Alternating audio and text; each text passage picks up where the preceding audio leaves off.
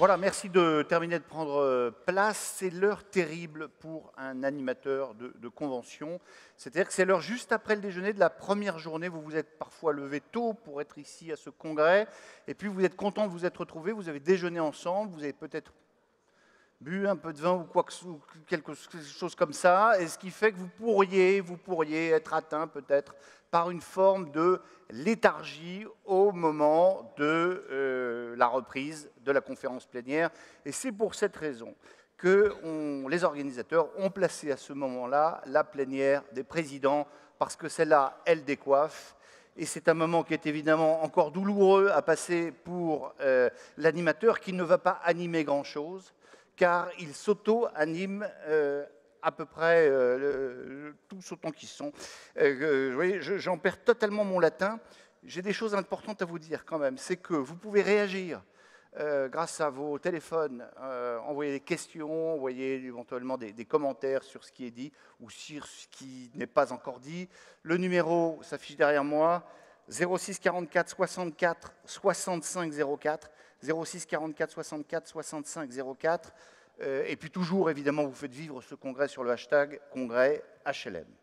Je vais vous les présenter, même si on ne les présente pas, et pour éviter tout problème, je les présente par ordre alphabétique. Yannick Borde, président de Procivis USAP. Valérie Fournier, à côté, présidente de la Fédération des entreprises sociales pour l'habitat. Marie-Noëlle Lindemann, présidente de la Fédération des sociétés coopératives d'HLM. Marcel Rogemont, président de la Fédération des offices publics de l'habitat. Et puis Jean-Luc Vidon, président de la Fédération nationale des associations régionales. Alors, on a évidemment envie de savoir ce que vous attendez du quinquennat qui débute, mais on va commencer d'abord par un petit coup dans le rétroviseur. Ça va vous amuser, vous allez voir. Vous allez voir apparaître un nuage de mots, et je vais vous demander de saisir un de ces mots au vol, qui illustre, selon vous, le secteur du logement social sur la période des 5 années qui se sont écoulées. Alors, qui est-ce qui veut commencer, sachant que le premier, il a le choix entre tous les mots, et puis après vous, effectivement, les autres ont le temps de réfléchir, mais les mots seront peut-être plus disponibles. Alors, qui est-ce qui... Valérie Fournier, je vous sens... Moi, je vais prendre le terme travailleur clé, parce que je pense que le Covid nous a rappelé que à la fois la difficulté et sociale et économique était complexe, que nous avons un devoir de sécurité et puis qu'on a eu aussi, aussi bien dans nos équipes qu'au travers des salariés que nous logeons, à essayer de rapprocher le logement des lieux de travail et des lieux de développement, ce qui n'est pas facile dans des systèmes où les métropoles, comme on l'a vu ce matin, explosent. Et donc je crois que c'est un thème important que de rapprocher le logement de l'emploi et aussi de permettre, et on le voit bien aujourd'hui avec les personnels de santé, de permettre à ces travailleurs clés d'exercer le mieux possible leur mission de service public, parce qu'ils ont souvent des missions de service public. Bon, travailleur clé, c'est pris. Marcel Rogemont. Quel enthousiasme! Je vais prendre habitants, nos locataires, tout simplement parce que dans le quinquennat, globalement, les inégalités se sont accrues et on le ressent. On le ressent d'abord parce que le nombre de demandeurs de logement social augmente. Et en plus de ça, on peut même constater actuellement que pour une part de ces demandeurs de logement, leurs revenus augmentent. Ce qui veut dire que le marché tel qu'il existe exclut de plus en plus de nos concitoyens du logement social. Et donc, je pense que quand je pense aux habitants, quand je pense aux locataires, je pense à cela. C'est-à-dire que notre réponse à nous, c'est justement de lutter contre cette inégalité qui est, j'allais dire, intrinsèque à la vie de notre société, mais c'est comme ça. Il faut lutter contre les inégalités. Et je pense que nos habitants, nos locataires, eh bien, ils souffrent actuellement. Et donc, voilà, c'est le terme qui me paraît le plus important. Hein. Je ne parle pas de la financiarisation et tout ça, avec le machin, etc. Ouais. Mais ça, on va en parler. Hein. Mais ils en souffrent aussi. Ouais. Mais ils en souffrent aussi. Yannick Borde. Moi, je vais prendre le mot territoire.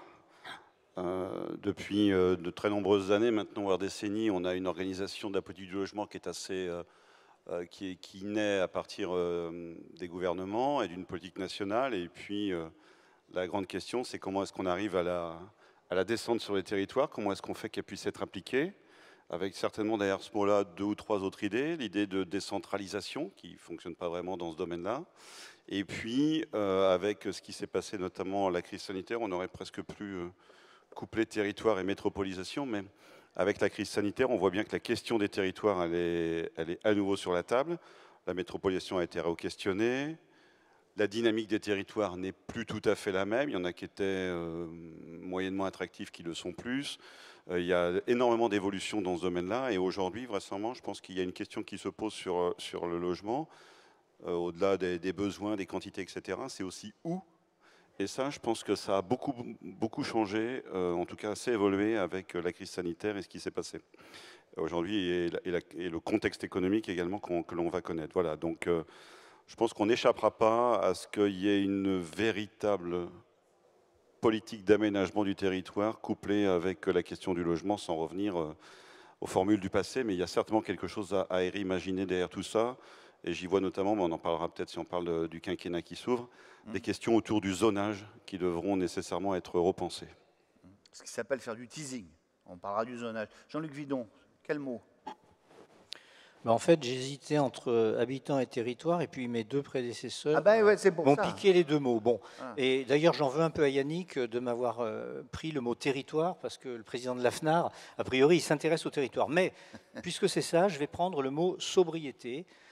Et je vais dire que d'abord, c'est un sujet immédiat que nous avons à traiter collectivement, qui se pose aux bailleurs sociaux, qui se pose aux habitants et qui se pose sur les territoires. Comme ça, je boucle la boucle. Il se pose avec les habitants parce que nous avons à travailler avec eux.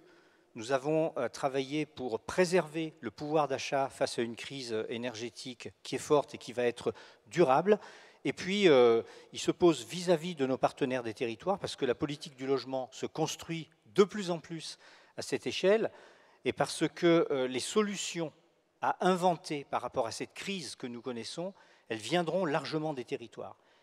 Des solutions pour la production, pour la rénovation thermique, mais aussi pour les systèmes d'énergie. Il va falloir qu'on change un peu de paradigme et qu'on se dise que les solutions territoriales seront demain à privilégier. Voilà pourquoi le terme de sobriété, finalement, me permet de rebondir sur les 2 termes habitants et territoire. Voilà, alors travailleurs clés, territoire, habitants, sobriété. Marie-Noëlle Lienemann, il ne vous reste pratiquement plus rien. Vous n'allez rien trouver à dire, je suis sûr.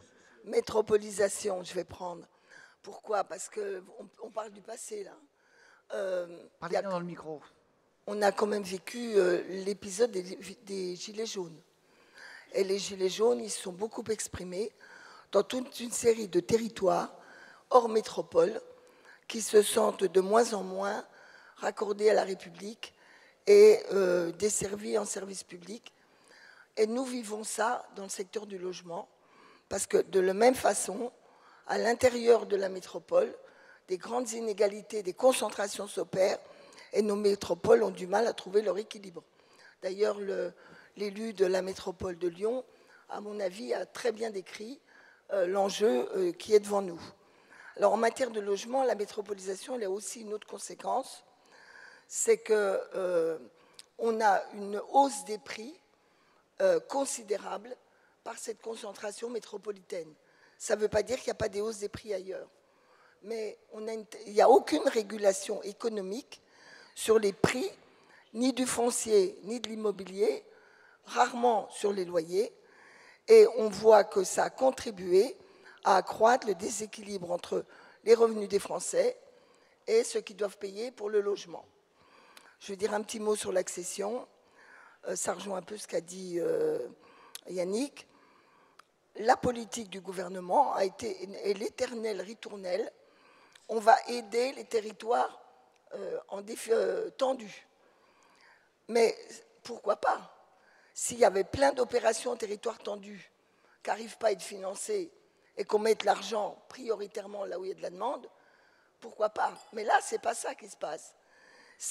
On dit on va faire dans les territoires tendus, on ne fait pas assez en tout cas, pour X raisons, notamment la régulation des prix du foncier et de l'accès au foncier. Et pendant ce temps-là, on ne fait pas non plus dans les territoires qui ne sont pas dans la métropolisation. Et il ne faut pas s'étonner qu'une partie de ces populations, notamment qui aspirent à l'accession à la propriété, se trouvent en situation de ne pas avoir l'impression d'être soutenues, compris, accompagnés par les politiques publiques de notre République. Et quand je vois les votes qui ont lieu, il y a des signes alertants qui manifestent clairement que ces déséquilibres doivent changer. Bon, voilà pour ce premier petit tour de table, ce petit jeu avec ce nuage de mots. Une question que j'aimerais vous poser à tous maintenant, à tous les 5. Qu'est-ce qui a changé, à votre avis, pendant le quinquennat Macron entre 2017 et 2022, dans les relations entre l'État et le mouvement HLM, que ce soit au sein du mouvement, peut-être dans notre société, Marcel Rogemont? Qu'est-ce que vous dites? J'ai dit, je veux répondre à votre question. Je veux répondre à votre question puisque les rapports entre le gouvernement et le mouvement HLM dans son ensemble ou de façon particulière, peu importe, a commencé de façon exigeante, puisque en 2018, on crée la RLS. Comme ça devait peser un peu trop fortement sur les crédits, on met 800 millions de RLS et 700 millions d'augmentation de la TVA qui passe de 5,5 à 10. Et puis, il y a eu une négociation qui s'est terminée le 25 avril 2019, qui a été signée par le Premier ministre à l'époque et qui a récupéré un petit peu de TVA sur le PLAI, sur l'ANRU et puis quelques bricoles à côté, qui a essayé d'améliorer l'accès à des fonds propres via les titres participatifs, etc. Et qui a dit qu'il faut produire 110 000 logements sociaux par an. Voilà. 18 mois après, on était à 250 000 pour 2 ans. Bon. Et je demande au gouvernement un peu de résilience dans ses objectifs. C'est 110, c'est 125, c'est 250 en 2 ans. On savait pertinemment que ce n'était pas possible.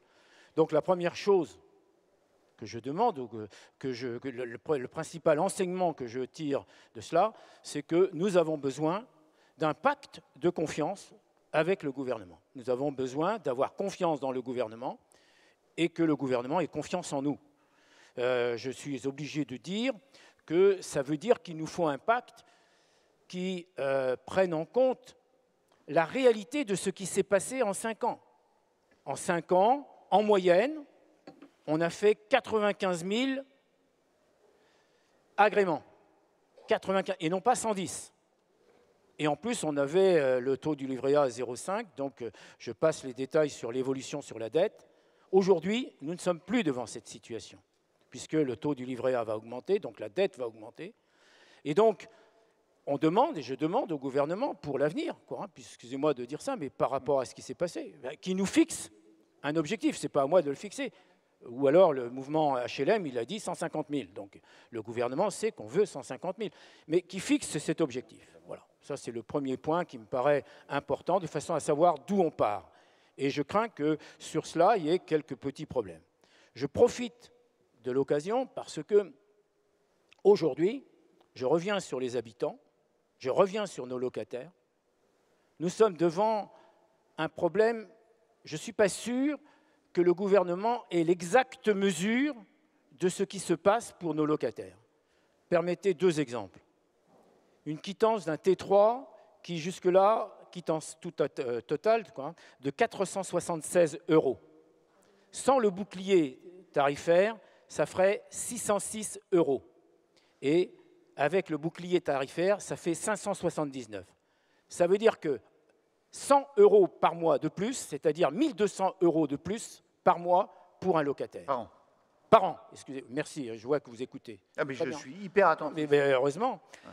Un autre, et ça sera ma conclusion, en Île-de-France, pour un chauffage électrique collectif, les parties communes, le tarif passe de 10 € à 70 euros. C'est-à-dire qu'en un an, on passe de 120 euros à 840 euros, c'est-à-dire 620 euros de plus. Chauffage électrique, on passe de 70 euros à 400 euros, ce qui fait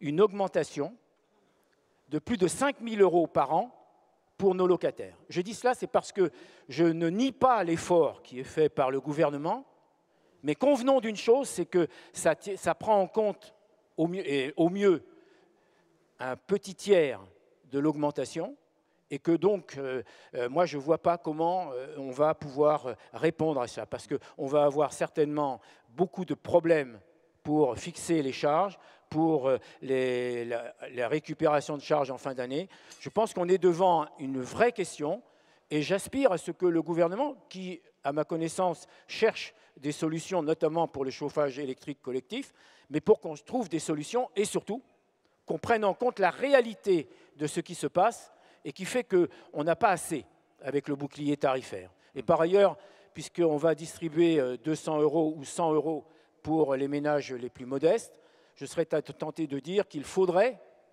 qu'il y ait le tiers payant, c'est-à-dire qu'on puisse récupérer directement ces sommes-là pour alléger les factures qui sont pour nos locataires. Donc je dis, quand on regarde la situation du quinquennat, un affaiblissement considérable de la capacité à construire, et qui est une réalité. Je le dis avec d'autant plus que cette année, les offices vont faire plus 12%, donc ça montre qu'on peut mouiller la chemise. Hein. Donc, mais ça ne fait pas qu'on ne dépassera pas quand même les 95 000.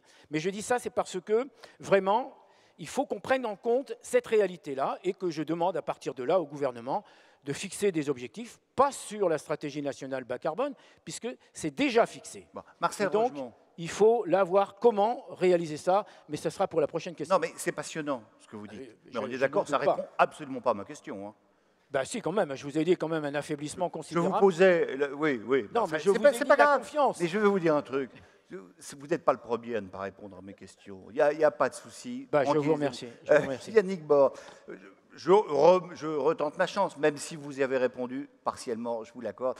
Sur les relations, comment est-ce que vous les qualifieriez? Relations entre l'État et le mouvement des HLM? Les relations, elles avaient très mal démarré. Donc, on ne va pas se rappeler le congrès HLM de Strasbourg. Ah bah si, on peut s'en rappeler. Voilà. Donc, à partir du moment où quand ça démarre mal, après, il faut que des deux côtés, il y a des gestes qui soient faits, des pas qui soient faits pour essayer d'améliorer les choses. Moi, je répondrais juste en faisant un peu le constat, c'est-à-dire que, et au-delà d'ailleurs de la production HLM, c'est-à-dire sur le secteur du logement en général, à la fin du premier quinquennat du président Emmanuel Macron, on a une situation du logement qui s'est pas améliorée et qui s'est même dégradée. C'est-à-dire on nous a, tout au long de ce quinquennat, beaucoup parlé du choc de l'offre qui n'est jamais venu.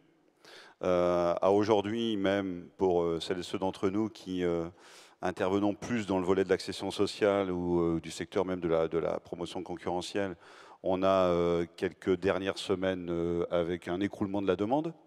Donc on est quand même dans un moment, dans un bilan. Tout n'est certainement pas de la faute des orientations du gouvernement, puisqu'il y a eu la crise sanitaire, il y a eu d'autres effets qui complexifient aujourd'hui la production.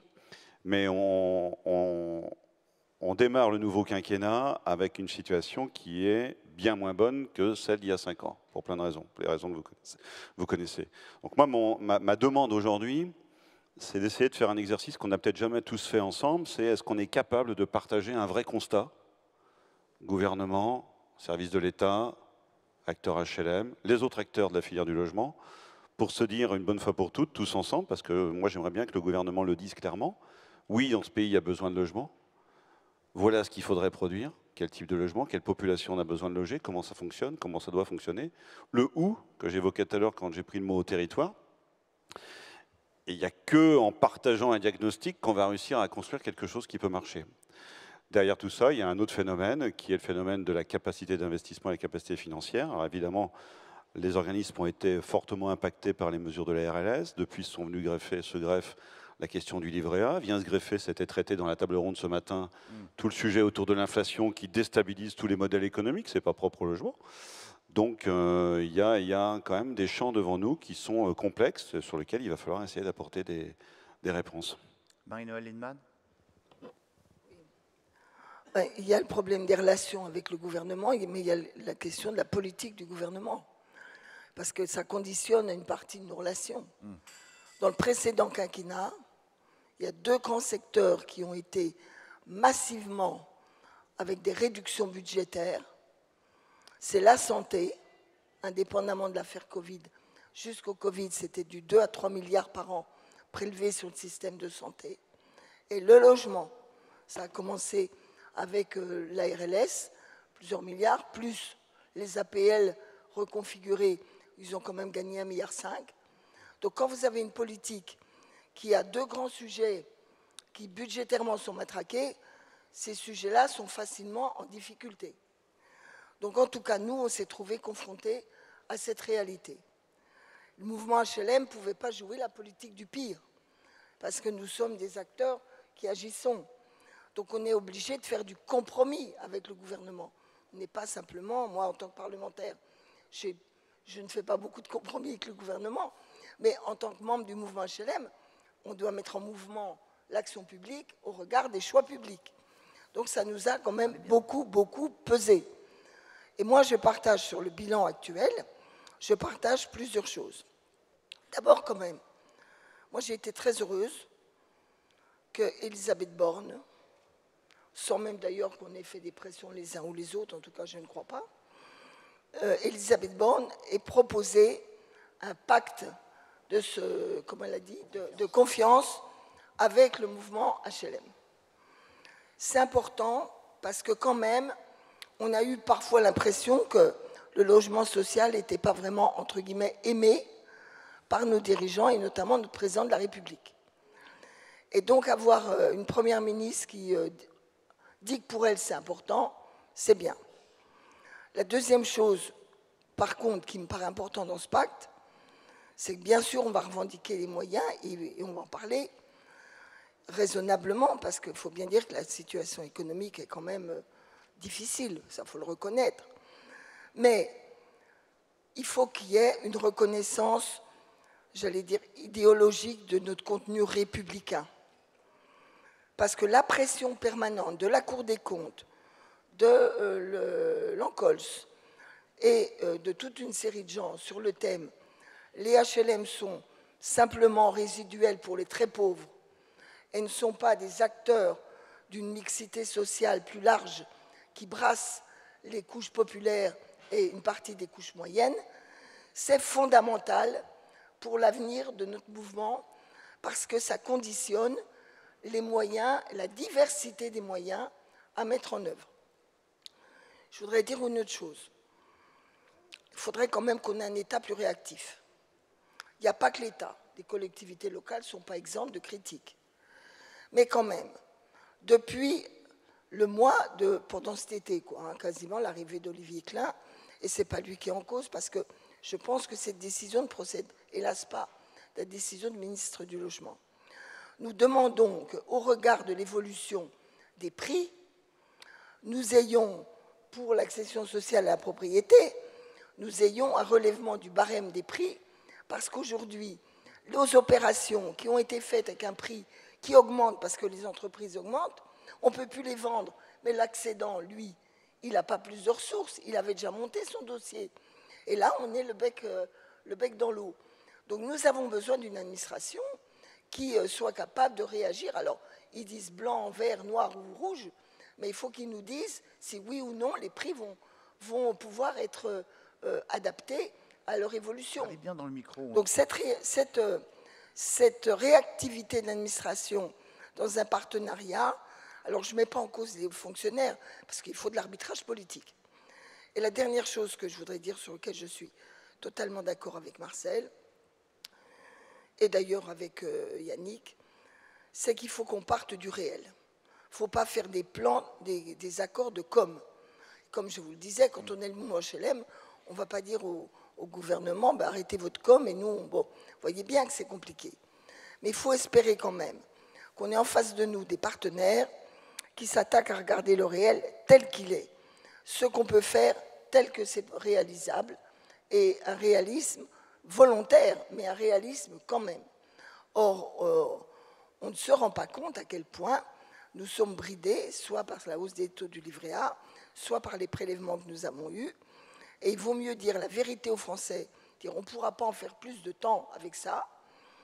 Il faudra qu'on fasse la stratégie bas carbone, c'est obligé. Et à partir de là, un pacte de confiance peut naître, mais pas dans l'ambiguïté. Bon, vous êtes déjà aussi, comme votre ami Marcel Rogemont, déjà dans la prospective, mais ce n'est pas grave, c'est tout à fait votre choix. Valérie Fournier, même question. Je vous lis, tiens, deux interventions qui sont tombées, parce qu'ils sont attentifs aussi, ils vous écoutent. Pour répondre aux attentes, les bailleurs sociaux ont besoin de moyens en fonctionnement et non en investissement, nous dit l'un des participants. Un autre qui dit on parle des missions des bailleurs, mais on parle peu des salariés, des pros du secteur HLM qui œuvrent au quotidien à la réussite des missions. Je suis sûr que vous êtes entièrement d'accord pour les saluer également. Valérie Fournier, dans les relations, on va dire un peu compliquées qui ont eu lieu entre l'État et le mouvement HLM au cours du dernier quinquennat, qu'avez-vous à rajouter ? Non, mais je vais dire la même chose que mes collègues, c'est-à-dire que les relations ont été tendues. Tout le monde le sait, et c'est vrai que la RLS, entre autres, a bien évidemment considérablement déstabilisé notre bilan d'exploitation et donc nos capacités à faire. Mais au-delà de ça, moi je trouve que dans ce quinquennat est peut-être apparu quelque chose qu'on avait depuis, une petite musique qu'on avait depuis 15 ans, qui émane effectivement d'un certain nombre de corps de l'État et pas uniquement des hommes politiques, qui a tendance à remettre en cause ce qui est l'essence même pour moi du logement social, c'est-à-dire le fait de pouvoir donner un toit aux gens qui ne pourraient pas bien se loger sur le secteur privé. Et je constate quand même qu'entre ce que dit la Cour des comptes, quand l'INSEE dit finalement en 2050 on n'aura plus besoin de nouveaux logements, quand la Cour des comptes dit mais vous ne faites pas assez pour les pauvres et les dallos, on est en train progressivement, et c'est peut-être cette émergence qui est venue aussi dans ce quinquennat, de rendre le système français plus proche d'un système très anglo-saxon où on considère que le marché suffit à beaucoup de choses et que nous sommes sur le résiduel. Ça, c'est une chose que nous contestons très fortement, même si et d'autant plus que nous sommes aussi sur ces populations-là et bien évidemment solidaires de ces populations-là. Et puis au-delà de ça, derrière le climat, sur lequel on est engagé, il y a aussi le fait de ne pas faire, il faut quand même se le dire. Donc il y a vraiment, je trouve, un changement du paradigme de ce qu'on attend sur le logement social. Je pense qu'il y a eu aussi des ponctions sur tous les acteurs du secteur, pas uniquement le secteur HLM. En gros, le secteur immobilier a été ponctionné dans ces différents acteurs, et notamment sur ceux qui financent le logement social. Et la dernière chose que je voulais dire aussi, c'est que finalement, deux choses. On a eu aussi une politique du logement depuis 5 ans qui s'est centrée sur le PLAI, le DALO, le PLAI et l'intermédiaire. On a oublié le centre de notre cœur de cible, qui sont justement ces salariés, ces travailleurs clés, ces gens qui n'accèdent pas dans des bonnes conditions à un logement pérenne dans le privé et qui ont besoin du parc HLM pour faire face. Il y a carrément une réflexion philosophique autour du logement social, finalement. Oui. Là. À se dire, qu'est-ce qu'on fait? Est-ce que vous devez finalement être d'abord au service des sans-abri, des plus pauvres dans la société, ou est-ce que vous devez loger principalement ces acteurs de première ligne, comme on les a appelés pendant la crise Covid? Exactement. Et dernier point, il y a aussi une autre chose qui se passe aujourd'hui dans l'État, mais qui se passe parfois aussi dans nos organismes, c'est que je trouve que on bascule très vite la politique publique sur la digitalisation des process et sur le fait que le guichet suffit à répondre à la question. Moi, je suis intimement persuadée que les guichets et la multiplication des guichets en France, il y a des guichets pour tout, mais le sujet, c'est qu'il faut partir des gens. Parce que les gens, quand ils sont en difficulté, ils ne peuvent pas actionner tous les guichets. Ils ne peuvent pas accéder à l'aide. Et nous avons un rôle, de ce point de vue-là, crucial pour être dans l'accès aux droits aussi, et je pense que les organismes... Et donc ce que j'attends, moi, du nouveau gouvernement, puisque c'est ça que vous allez me demander... Non, peut-être pas, tout de suite, mais tant pis, mais enfin, pas tout de suite. allez-y, de toute façon. Demain. Tout de suite ou pas? Allez-y. Non, mais de toute façon, même si je vous dis non, vous allez ils le l'ont faire tout quand dit. même. Non, mais je non, pense mais que... évidemment... Attendez, je pense que la évidemment France a fait un modèle qui sont un modèle extrêmement stable. Alors, il n'est pas toujours très agile, il n'est pas toujours innovant à la minute, mais il est stable, il est constitué des organismes de logement social, il est constitué de la Caisse des dépôts, il est constitué d'Action Logement, il est constitué des aides de l'État et des collectivités locales. Ce système-là, il n'existe pas en Europe. Il permet une vraie résilience, il permet une vraie réponse républicaine et de cohésion sociale. Et nous, ce qu'on attend, c'est qu'on nous dise enfin, que ce système, il a de la valeur. Jean-Luc Vidon, est-ce que vous voulez commencer par parler j'allais dire des mauvaises relations, en tout cas des relations entre l'État et le mouvement HLM au cours du quinquennat, ou est-ce que vous voulez tout de suite basculer dans ce que vous attendez des 5 ans qui arrivent? Moi, je vais déjà répondre à votre première question avant c'est de gentil. répondre à la deuxième. Je répondrai plus tard. C'est gentil, Jean-Luc. Sur la première, moi, ce que je constate, c'est que nous n'avons pas été en mesure de faire partager pendant le précédent quinquennat au gouvernement une vision qui est la nôtre du logement social et de son utilité pour la République, sur tous les territoires. Ceci dans une période de crise, avec un S à crise de la production, que tous les bailleurs sociaux constatent sur les territoires, avec des territoires tendus, très tendus, des territoires détendus qui deviennent tendus, des personnes qui n'arrivent plus à se loger quand elles travaillent de façon saisonnière ou pérenne sur des territoires, même lorsqu'ils ne sont pas identifiés comme étant les plus complexes en matière de logement. Nous n'avons pas pu partager cette dynamique nécessaire dans notre pays pour répondre à ces crises. La crise de la production, le nombre de demandeurs de logement a augmenté de façon forte et la production a diminué. Sur la rénovation énergétique, les choses se sont enclenchées, mais de façon insuffisante encore, bien que le secteur HLM soit aux avant-postes par rapport à l'ensemble du secteur de l'immobilier en France, puisque les bailleurs sociaux ont toujours eu une activité soutenue dans ce domaine. Et puis, je le rappellerai quand même, nous sommes des sociétés de services, c'est-à-dire qu'une chose est de produire, une chose est de rénover, une chose est d'investir, une autre chose est d'apporter des services aux habitants, et des services de plus en plus forts. On l'a vu pendant la crise sanitaire, on l'a vu en dehors de la crise sanitaire. Et lorsque on nous demande ou on nous juge à l'aune de nos coûts de gestion, eh bien, d'une certaine façon, il y a interrogation. Quels services attend-on sur tous les territoires? Qu'est-ce que les bailleurs sociaux doivent faire dans des quartiers où la République est parfois un peu absente malgré les efforts de l'ANRU?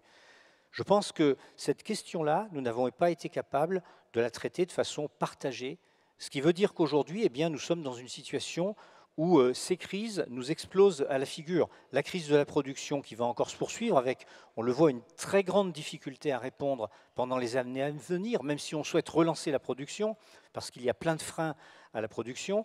La rénovation qu'il faut poursuivre, mais aussi des questions immédiates que nous devons traiter, qui sont les questions liées à la sobriété énergétique, je reprends le terme de tout à l'heure, qui sont des questions liées au pouvoir d'achat, qui sont des questions finalement liées à la capacité de nos locataires de payer un loyer qui doit être un loyer de logement abordable, un loyer et surtout des charges, parce qu'aujourd'hui, au-delà de la question des loyers, le vrai problème pour l'hiver prochain, c'est la question des charges. Donc, je crois que Marcel Rogemont tout à l'heure. Dans ce contexte, voilà, dans ce contexte complexe, nous avons aujourd'hui besoin, mais je vais m'arrêter là pour ne pas anticiper sur la question suivante, eh bien, nous avons besoin de confiance. Nous avons besoin de définir des objectifs communs. Je crois que le constat peut être à peu près partagé. Ce qu'il faut, c'est les objectifs, et ce qu'il faut, c'est les moyens. Et les moyens ne sont pas seulement les moyens financiers. Et les moyens, nous devons les construire avec les pouvoirs publics de façon très rapide devant une situation qui est aujourd'hui devenue sur l'ensemble des territoires, pour des raisons différentes, une situation d'urgence. Alors, des moyens, des objectifs, évidemment, ma question, elle vient toute seule. Qu'est-ce que vous attendez du gouvernement dans les 5 ans qui viennent? On va commencer avec vous, Marie-Noëlle Lienemann. Non, mais je laisserai mes collègues du locatif insister sur les moyens globaux du secteur locatif. Je dirais 2 mots, mais je veux surtout insister sur l'accession sociale à la propriété. D'abord parce que ça reste fortement une aspiration de nos concitoyens et que quand vous faites les statistiques sur la longue durée, L'accession à la propriété s'est accrue pour les plus riches et les plus aisés, elle a décru pour les catégories populaires. Et ce qu'on appelle historiquement l'ascenseur social, c'en est un indicateur. La situation va s'aggraver pour plusieurs raisons. Les taux d'intérêt vont monter et deuxièmement, les banques vont restreindre les critères d'attribution. Et nous, pourtant, dans nos organismes, notamment les coopératives, mais je crois que c'est vrai aussi pour les offices et les ESH qui font de l'accession sociale, nous avons très peu de problèmes quand les gens doivent arrêter leur accession. Quand ils l'arrêtent, c'est souvent pour des divorces, et on a, nous, la sécurisation HLM. Donc nous demandons au gouvernement pour l'accession des choses simples et immédiates. Je vous ai dit, les plafonds de revenus et de prix doivent être revus immédiatement, parce que sinon, tout s'arrête. Le prêt à taux zéro, alors ça, c'est la joie de Bercy, qui fait toujours des trucs à temps limité. Alors on vous dit, d'ailleurs, il l'expliquait bien, Eckert, il donne du temps limité. Donc là, à partir de maintenant, comme le prêt à taux zéro, il est voté jusqu'à fin 2023, nos opérations, les gars, ils ne sont pas sûrs d'avoir leur prêt à taux zéro, parce que le temps qu'on fasse l'opération, on sera en 2024. Conclusion, on ne peut pas les faire. Et alors là, pour décider, ils vont attendre 6 mois, 1 an, 2 ans. Pendant ce temps-là, ça met les entreprises en difficulté, nos organismes en difficulté, les accédants en difficulté. Mais ils s'en foutent. Donc ça, c'est des choses importantes. Avec Action Logement, nous avons mis en place une prime pour l'accession sociale des salariés. Et nous souhaitons la poursuite et nous demandons au gouvernement de le faire pour les fonctionnaires. Les fameux travailleurs clés, ils sont souvent fonctionnaires d'État, hospitaliers ou des collectivités locales. Et l'État pourrait au moins mettre pour ces fonctionnaires une prime leur permettant l'accession sociale à la propriété. Troisième sujet, mais ça, nous travaillons avec les banques pour essayer d'avoir un système qu'on appelle prêteur secondaire, ou en tout cas, disons, sortir le nœud gordien de l'accès au crédit. Je ne vais pas rentrer dans les détails techniques. Enfin, pour le locatif, moi, je pense qu'il y a 2 choses qui sont prioritaires. La première, c'est le foncier. Et sur le foncier, alors là, je ne crois pas qu'on pourra résoudre nos problèmes si nous ne sommes pas en situation d'encadrer les prix du foncier, c'est-à-dire de les plafonner, comme d'ailleurs on le fait pour les loyers, c'est-à-dire au regard du prix moyen du foncier dans un certain nombre de territoires, interdire une transaction foncière qui soit supérieure à tel niveau de prix. Ça commence à se développer dans pas mal de pays, notamment en Allemagne, où ils ont connu la hausse du foncier qu'ils ne connaissaient pas auparavant. Pour nous, c'est essentiel parce que ce fric qu'on met dans le foncier, dont je rappelle, comme disait François Mitterrand, c'est de l'enrichissement sans cause. Hein, les gens, le terrain, il est là. Bon, on ne le met pas dans la qualité du bâti. On ne le met pas pour la rémunération des gens qui travaillent dans le bâtiment et on ne le met pas pour avoir des loyers de sortie ou des prix de sortie raisonnables. La deuxième chose, donc la régulation du foncier, l'accès prioritaire du monde HLM au foncier public. Si on ne dit pas clairement par la loi tout foncier public où on fait du logement, évidemment pas si on fait la médiathèque ou autre chose, doit avoir au moins 50% de logements HLM, eh ben, nous aurons toujours du mal et on devient les bagages accompagnés pour faire de la VFA des promoteurs privés. Le logement social devient résiduel, l'effort pour les très pauvres, au lieu de faire ce qu'on disait, être au cœur d'un modèle pour le droit au logement des catégories moyennes et populaires. Enfin, l'État n'a pas beaucoup de crédit, donc sur l'aide à la pierre, c'est évidemment une bataille qu'il ne faut pas lâcher, mais quand même, je ne comprends pas que le gouvernement n'accède pas à notre demande de la TVA à 5,5 sur tout le logement social. Parce que la TVA à 5,5, ça ne se dépense que si on fait, c'est-à-dire si on rénove ou si on construit. Et si on rénove et si on construit, il y a des recettes qui arrivent en même temps. Donc, ça n'est pas une vraie perte, parce qu'évidemment, si on ne fait rien, ils n'auront pas la TVA qui rentre. Donc, la TVA 5,5 me paraît être, devrait être, de mon point de vue, un élément important, et d'ailleurs Christian Eckert, dans son analyse sur l'inflation, avait raison, moins les prix sont élevés, moins la spirale d'inflation s'installe. Et moins les prix pour nos organismes sont élevés, plus sur le marché ambiant, que par ailleurs je souhaite qu'on régule, mais néanmoins, indépendamment de ça, pèse pour ne pas tirer vers le haut les prix, et ça donne à nos organismes, à nouveau, un rôle de production directe et pas de VFA. Je rappelle qu'on n'utilise pas assez la VFA à l'envers. Le partenariat avec les promoteurs privés ne doit pas être à sens unique. Marcel Rogemont, qu'est-ce que vous attendez précisément du gouvernement dans les 5 années qui viennent? Je développerai volontiers 3 aspects rapides. D'abord, on l'a déjà rappelé à plusieurs reprises ici, d'abord savoir d'où on part. Est-ce qu'avec le gouvernement, on est capable de savoir se mettre d'accord sur une évaluation de ce qui se passe dans le logement social? Est-ce qu'on peut se mettre d'accord sur cela? C'est le premier point, parce que sinon, si on ne fait pas ça, on ne peut pas bâtir un programme pour l'avenir. La deuxième chose, il y a la production neuve. Bon, soyons clairs, quand on regarde ce qui se passe actuellement dans le privé, la promotion, c'est en berne. La capacité à construire du logement social, on est loin des 126 000 de 2016. On est à 95 000, voire moins. Maintenant que le taux du livret A va prendre un peu d'ampleur. Donc moi, ce que je pense de la production, je ne m'inquiète pas tellement de ça. Pourquoi? Parce que je pense qu'on est devant une crise qui va perturber fortement d'ici un an et demi, le gouvernement. Et donc, il y aura un plan de relance. La seule question qui se pose à nous, c'est de participer à ce plan de relance. De toute façon, la production neuve, il appartient à l'État, à partir d'une analyse collective, il appartient à l'État de fixer la marche à suivre et les moyens pour atteindre son objectif. Donc, ce n'est pas ma préoccupation principale. Par contre, la loi climat et résilience, là, il y a un vrai problème. Tout à l'heure, je montrais par des exemples précis la situation de nos locataires.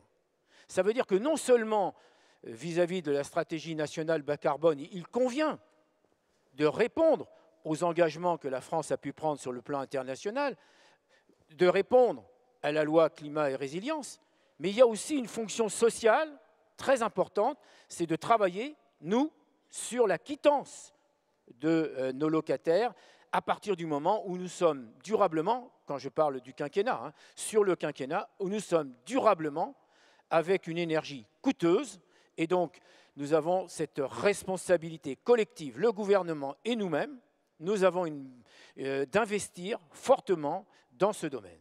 Pour ce qui est de la Fédération des offices, j'ai demandé à Carbone 4 et à une autre à l'ERES de faire une analyse de ce que l'on fait et de ce que l'on devrait faire. Pour passer 2034, c'est la date pour les classifications E, qui deviendraient non locatives, et puis 2050. Actuellement, sur donc 2 400 000 logements, on dépense 1 milliard par an pour la rénovation thermique. Entre aujourd'hui et 2034, il faut dépenser plus de 3 milliards par an. Donc il faut multiplier par plus de 3 l'effort d'investissement pour être au rendez-vous de 2034. Ça tient à ce que les offices ont un patrimoine généralement plus ancien, etc. Mais c'est la réalité, ce n'est pas moi qui le dis, c'est des analyses qui ont été faites. Et entre 2034 et 2050, 2 milliards.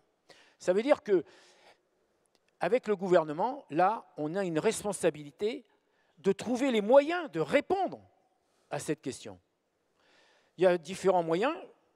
Je pense par exemple à la Caisse des dépôts qui réfléchit actuellement à la seconde vie, c'est-à-dire les logements que nous allons prendre pour la rénovation. On fait comme si c'était des nouveaux événements, des nouveaux logements sociaux, et donc on leur applique les prêts pour les locatifs nouveaux. Et puis, il faudra de l'argent, enfin, il faudra des subventions. Moi, je plaide pour MaPrimeRénov' HLM. Après tout, pourquoi pas? On met, l'année dernière, je crois, c'était 2,6 milliards dans MaPrimeRénov'. Dans le budget de cette année, il y a 2 milliards. Bon, ben écoutez, nous, on représente, allez, pour être très simple, 20% du logement des résidences principales en France, entre 17 et 18%. On va faire 20% pour le calcul.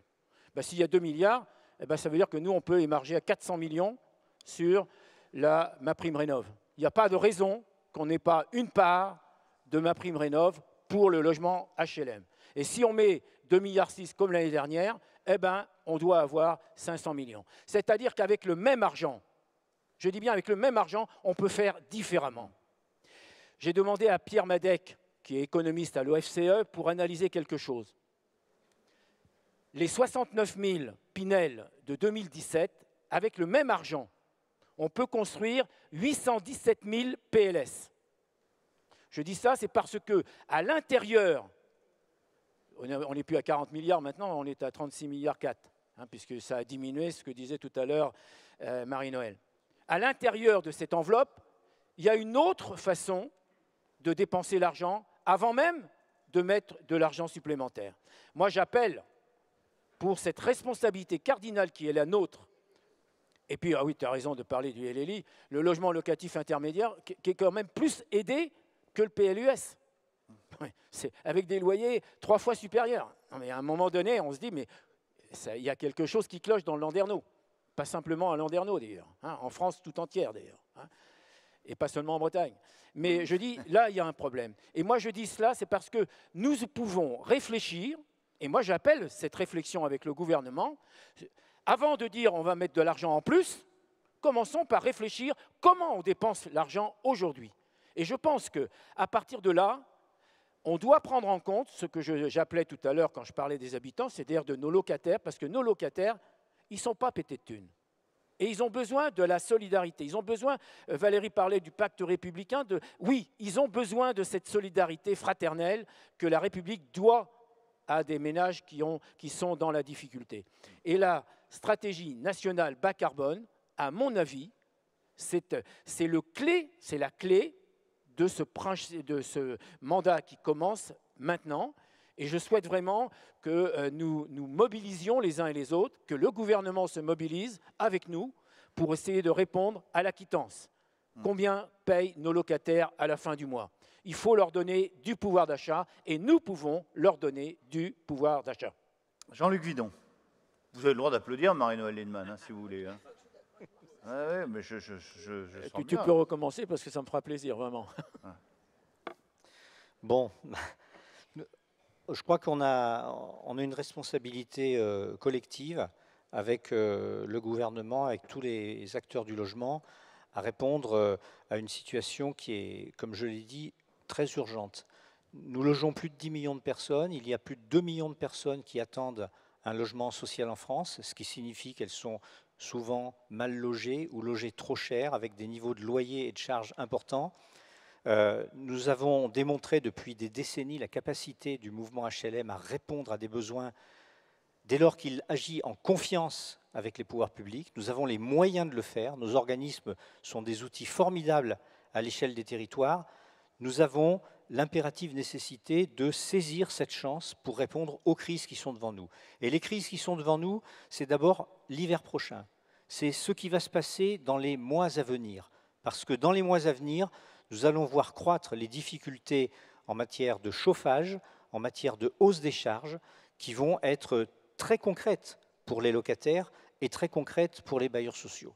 Donc par rapport à ça, on a besoin d'obtenir un certain nombre de garanties. Et la solidarité républicaine doit s'organiser, c'est-à-dire une solidarité non pas entre les locataires du logement social, mais entre l'ensemble des habitants de ce pays, pour faire en sorte que celles et ceux qui vont avoir, qu'ils soient dans le logement social, mais aussi dans le logement privé, des difficultés pour se chauffer, puissent le faire correctement. Par rapport à ça, nous avons un travail à conduire de façon très rapide avec le ministre du Logement, avec les pouvoirs publics, pour voir quelles sont les façons pour nous d'être amortisseur de cette crise. Ça, c'est le premier élément, mais je crois qu'il préoccupe aujourd'hui très fortement l'ensemble des bailleurs sociaux ici présents et l'ensemble des locataires qui sont en train de préparer les prochaines élections et qui sont très préoccupés par la situation des uns et des autres. Et puis nous avons un besoin de visibilité, parce que nous sommes des acteurs qui nous inscrivons dans le temps long. Pour produire, nous empruntons sur 40, 50 ans. Pour réhabiliter le patrimoine, ce sont des durées extrêmement longues. Et on réfléchit aujourd'hui à des programmes qui constitueront le logement de dans 10 ans, 20 ans, 30 ans ou 40 ans. Donc nous avons besoin de cette visibilité, même si nous admettons qu'elle est difficile à construire aujourd'hui dans le contexte économique national et international. Visibilité pour la production, avec des acteurs essentiels, et là, en tant que président de l'AFNAR, je l'affirme très fortement, que sont les territoires.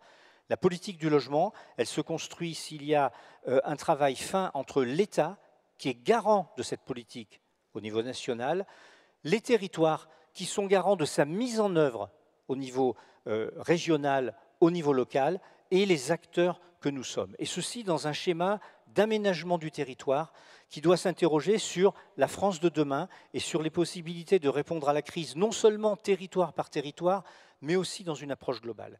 Donc, la question de la production qui doit se travailler comme ceci, ça se construit, c'est difficile à mettre en œuvre, mais nous devons disposer d'une forme de visibilité, au moins à l'échelle du quinquennat, et puis évidemment la rénovation thermique. Je l'ai dit tout à l'heure, les bailleurs sociaux sont déjà à la manœuvre depuis longtemps, ils sont en avance par rapport à d'autres, ils peuvent peut-être d'ailleurs aider d'autres secteurs, mais pour mener à bien cette tâche et pour favoriser la réussite du schéma national bas carbone, eh bien, le gouvernement doit nous accompagner, doit nous aider.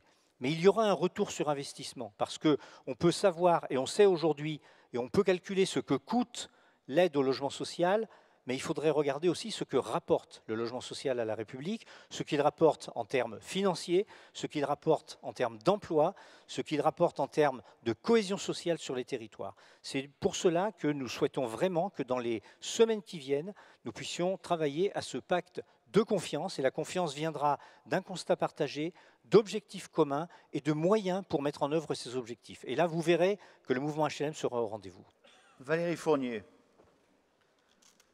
Alors, je ne vais pas redire tout ce que mes camarades ont dit, mais je pense qu'au-delà de ça, moi, ce que j'attends, c'est un changement du mode de relation. Je pense que dans ce pays, on passe par la réglementation et le contrôle de manière systématique, et que d'ailleurs, on fait souvent des procès d'intention à chacun avant même d'avoir agi. Donc moi, ce que j'attends, c'est que le ministre me donne les 3 grands objectifs du quinquennat. Nous, comme ça a été dit, les organismes y feront, ils ont toujours fait, ils se mettront en mouvement. Et après, ce qu'on veut, c'est de la liberté, en fait. C'est qu'on arrête de nous parler de contrôle, de frais de gestion, etc., pour qu'on laisse faire. Et après, il n'y a aucun souci, on fera les bilans. Et je suis sûre qu'au bilan, les organismes auront encore une fois démontré leur efficience et leur résilience.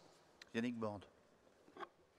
On est au début d'un quinquennat, donc tout à l'heure Marie-Noëlle rappelait cette ambition de trouver un pacte de confiance, donc on va partir du principe qu'on peut se faire confiance à une condition, ça a été dit à plusieurs reprises et je l'ai dit dans les propos tout à l'heure, c'est qu'on soit d'accord sur la ligne de départ. Parce que si on n'est pas d'accord sur la ligne de départ, sur la situation actuelle, sur les besoins, sur le où, sur le comment, bah on va continuer à se friter régulièrement parce qu'il y en a un qui voudra quelque chose et que l'autre ne lui donnera pas ou on sera en désaccord sur les points. Donc moi, j'insiste beaucoup sur cette espèce de constat de départ qu'on arrive à partager avec le gouvernement en place.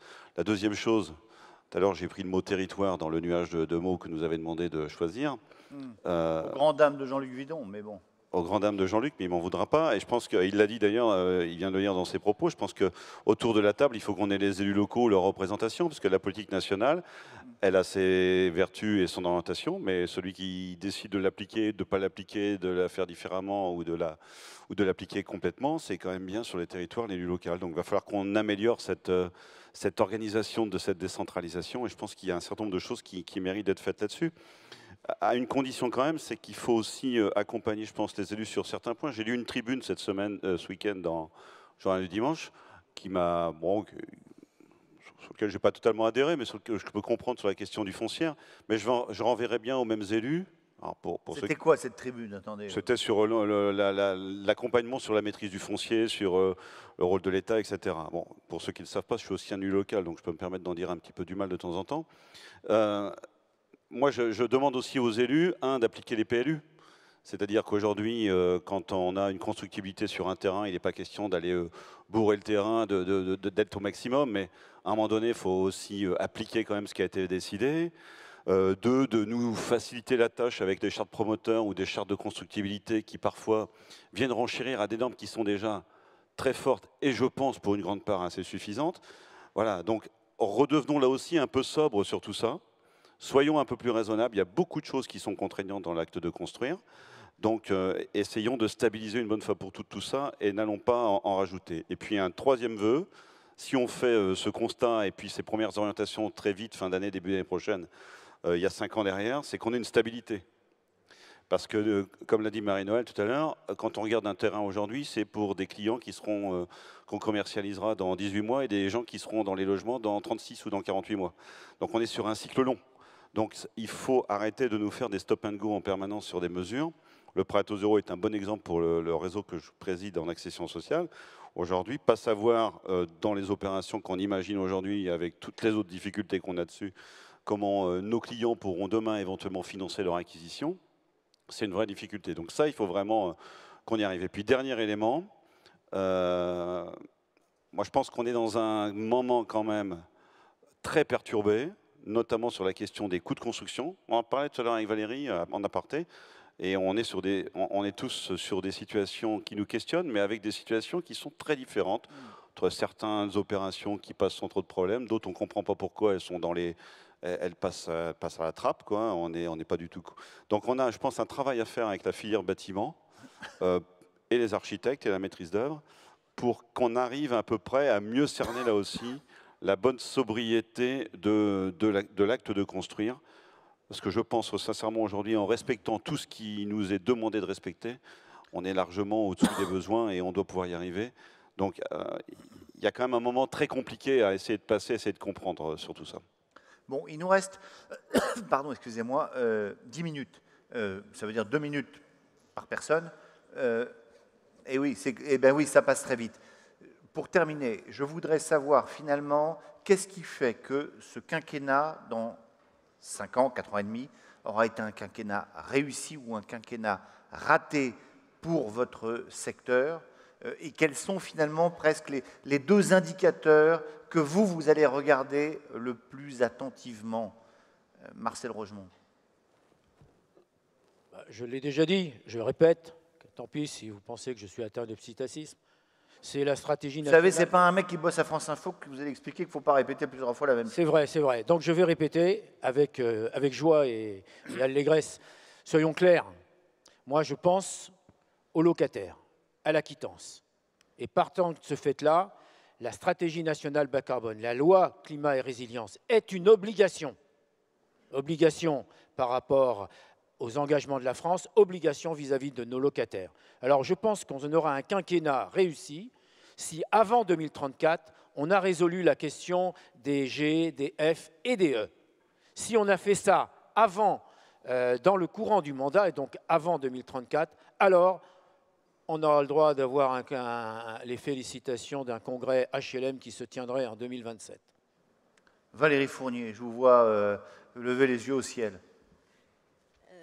Qu'est-ce qui sera? Je ne sais pas, en fait. Je levais les yeux au ciel parce que je ne sais pas. Est-ce qu'il faut regarder quoi, la production, la construction? Moi, je suis pour une politique équilibrée entre construction et réhabilitation. Je ne pense pas que l'un se fasse sans l'autre. Et je pense aussi qu'il faut sortir de cette idée que la seule réhabilitation suffirait à répondre à la demande de logement. Ça n'est pas vrai, y compris sur tous les territoires. Donc je pense qu'il faut les deux. Qu'est-ce qui fera que le quinquennat sera réussi? Je pense que le quinquennat sera réussi si on a fait 2 choses. D'abord, si, comme on l'a fait sur le Covid, on aura réussi à passer, comme l'ont dit mes collègues, la situation difficile dans laquelle on va être, globalement. Et la deuxième chose, c'est que je pense que le quinquennat sera réussi. Je vais être désagréable, mais si nous avons encore un écosystème constitué entre les organismes HLM, la Caisse des dépôts, Action Logement, pour faire une vraie politique du logement social. Si dans 5 ans, nous sommes encore là, vous croyez le quinquennat sera réussi. Je pense qu'il y a effectivement des risques très objectifs et qu'il y a des gens qui veulent changer le modèle. Voilà. Et donc, le quinquennat sera réussi si le modèle existe. Yannick Borne. Je pense que le quinquennat sera réussi si on a réussi à restaurer le parcours résidentiel. C'est-à-dire que celles et ceux qui peuvent accéder à la propriété y accèdent, celles et ceux qui peuvent rentrer dans le parc social peuvent y rentrer. Et voilà, si on a rétabli cette chaîne complexe du logement, avec bien évidemment derrière un gros sujet qui va être la maîtrise du pouvoir d'achat, mais enfin, à la fois dans l'esprit de ce qui a été évoqué par Marcel Marie-Noël sur le quittancement de la charge, mais aussi pouvoir d'achat, c'est-à-dire la capacité des gens aujourd'hui à acheter tout simplement, vu le niveau des prix et vu l'évolution sur lequel on crie, mais qui n'est pas non plus dramatique des taux d'intérêt pour l'accession à la propriété. Aujourd'hui, il y a 15 ans, on aurait été content d'avoir des taux à 2% et l'accession sociale ne fonctionnait pas trop mal. Donc voilà, si on arrive à restaurer le parcours résidentiel, je pense qu'on aura réussi. Marie-Noël Lienemann. Recouper. Moi, je pense que ce quinquennat sera réussi si la part des dépenses logement des Français par rapport à leurs revenus c'est réduite. Les 21% qu'on a voilà. vu ce matin, en fait, au moins qu'elle se soit réduite pour les catégories en dessous du revenu médian. Parce que pour un smicard, ce n'est pas 21, c'est 40%. Donc ça veut dire travaux d'énergie. Alors ça veut dire soit que les Français gagnent beaucoup plus d'argent, soit que les loyers soient un peu réduits. Mais la première... J'ai tendance à dire les deux, mon général. Oui. Donc parce que je pense que la question des salaires n'est pas secondaire dans ce pays.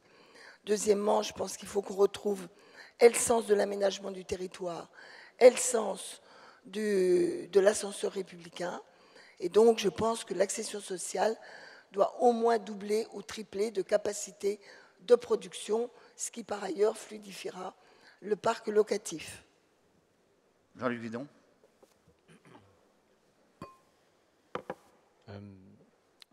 Peut-être 3 choses. Sortir d'une vision un peu simpliste, territoire tendu, territoire détendu.